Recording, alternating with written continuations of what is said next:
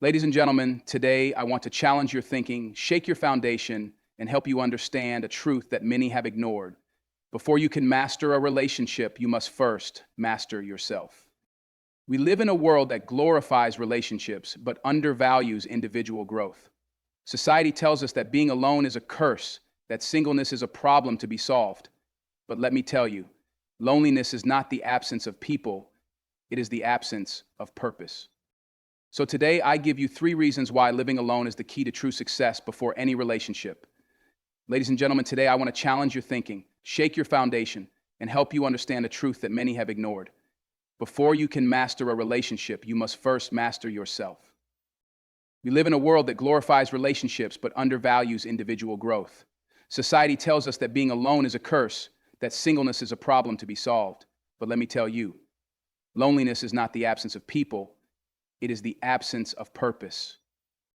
So today, I give you 3 reasons why living alone is the key to true success before any relationship.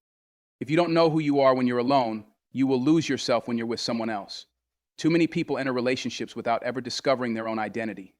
They expect another person to complete them, not realizing that wholeness is an inside job. They seek validation from companionship, hoping that another person will define them. But the reality is, when you depend on someone else to tell you who you are, you will always be at their mercy.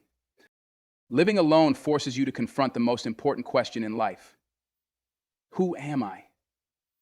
Not who society says you are, not who your family expects you to be, not who your partner wants you to become, but the real, unshaken, unaltered version of yourself. Too many people are living lives shaped by the opinions of others, and they never take the time to sit in solitude and meet the person they were truly meant to be. When you live alone, you get to observe yourself without interference. You see your own habits, your own thoughts, your own emotions, and how they fluctuate without the influence of another person. You learn what makes you happy, what makes you sad, what inspires you, and what triggers you. Most people never take the time to self-reflect because they are constantly distracted by the noise of relationships. But solitude is a mirror. It reveals the truth about you that a relationship might only disguise. A person without identity becomes a slave to the expectations of others. They are tossed back and forth, adapting their personalities, compromising their values, and shifting their desires to fit into someone else's world. They become people pleasers, always seeking approval, always bending to the will of another, because they have never established the foundation of self-awareness.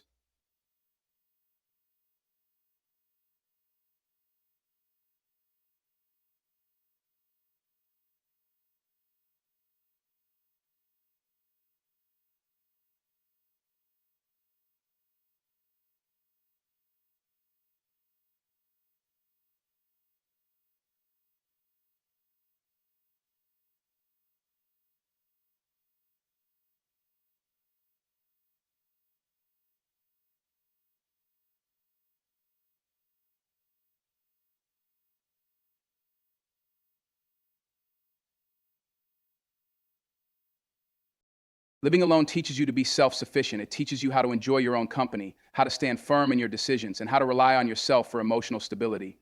Too many people enter relationships needing rather than being.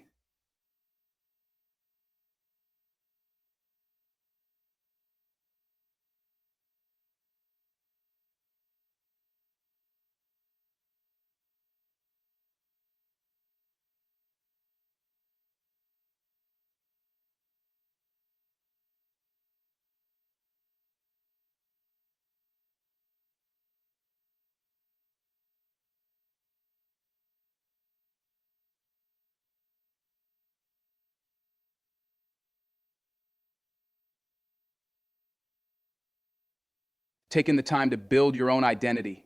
You no longer enter relationships with a desperate heart. You enter them with a full heart. There is a reason why the strongest individuals in history have spent seasons of their lives alone.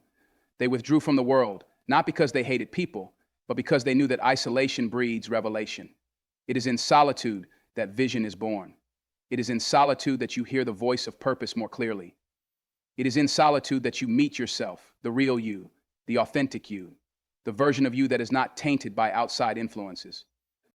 People who fear solitude are often those who have never met themselves. They fill their time with distractions, jumping from one relationship to the next, seeking external love because they have never developed internal love. But when you embrace being alone, you realize that you are not incomplete. You are in construction. And that process cannot be rushed. When you live alone, you begin to understand the difference between loneliness and solitude. Loneliness is the absence of people, but solitude is the presence of self. It is a sacred space where you cultivate your thoughts, refine your values, and develop a strength that no relationship can shake. It is where you learn to walk alone without feeling lost, to be silent without feeling empty, and to be whole without needing another person to validate your worth. The tragedy of life is not being single. The tragedy is being in a relationship and still feeling lost. The tragedy is building a life around someone else before you have built a life for yourself. The tragedy is trying to be everything to someone when you have never taken the time to be something to yourself. So many people are trapped in relationships that suffocate them, not because they love their partner, but because they fear being alone. They settle for less because they don't know what they deserve. They tolerate mistreatment because they don't recognize their own value. But when you live alone, you come face to face with your worth. You learn what you deserve, and you refuse to accept anything less. When you build your identity in solitude, relationships no longer become a necessity, they become a choice. You no longer enter them from a place of desperation, but from a place of overflow. You do not look for someone to complete you because you have already been made whole. And when a whole person meets another whole person, they do not drain each other, they empower each other. Most relationships fail not because of love, but because of lack of self-awareness. People enter them expecting another person to fulfill what they have not yet developed within themselves. But if you cannot stand to be with yourself, why should anyone else want to be with you? If you cannot love your own company, why should anyone else enjoy it? Living alone is not a punishment, it is an opportunity. It is a season of discovery, a time to sharpen your mind, strengthen your spirit, and solidify your sense of self. It is a time to build, to create, to establish. It is not a waiting room for love. It is a workshop for purpose. If you do not know who you are, you will attract people who will tell you who to be. If you do not set your own direction, you will be led in directions that do not align with your destiny.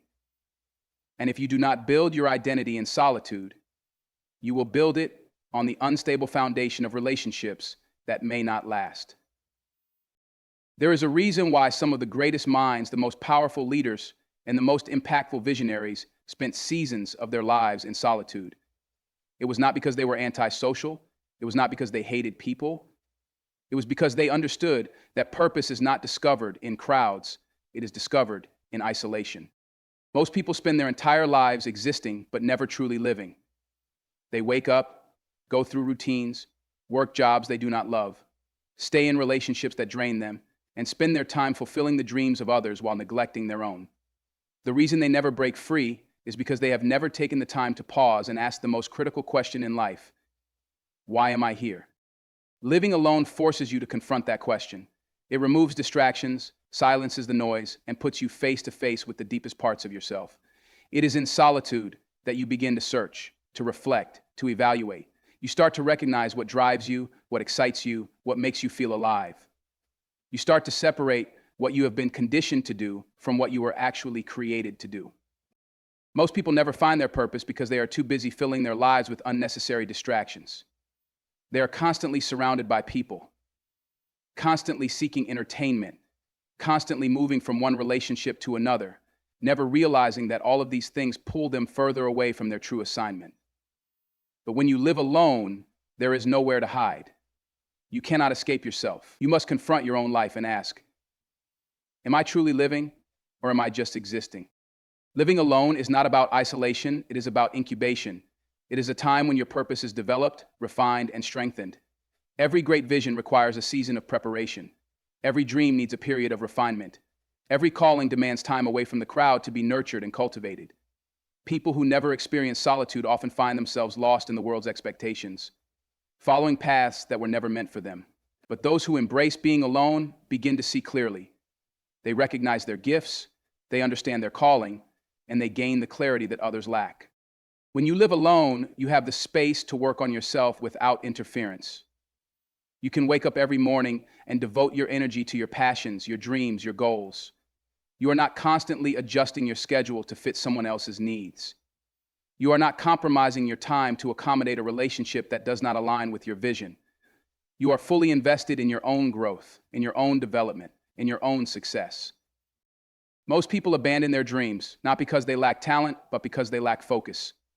They allow relationships to derail them. They let distractions consume them, and they forget that the greatest investment they can ever make is in themselves. Living alone grants you that focus. It gives you the discipline to pursue your goals without compromise. It teaches you how to build, how to create, how to push yourself beyond your limits without relying on external motivation.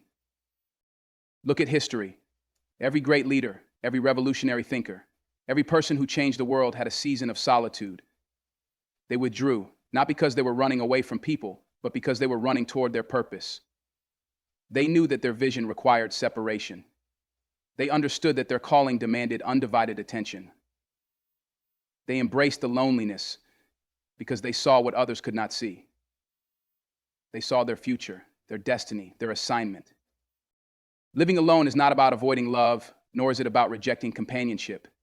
It is about prioritizing destiny over distractions. It is about recognizing that before you can pour into someone else, you must first be filled yourself. It is about understanding that before you can build a life with another person, you must first build a life for yourself. Too many people jump into relationships hoping that love will give them direction, but love is not a substitute for purpose. If you do not know why you exist, no relationship will ever fulfill you. Purpose is not found in comfort. It is not found in routine. It is not found in complacency.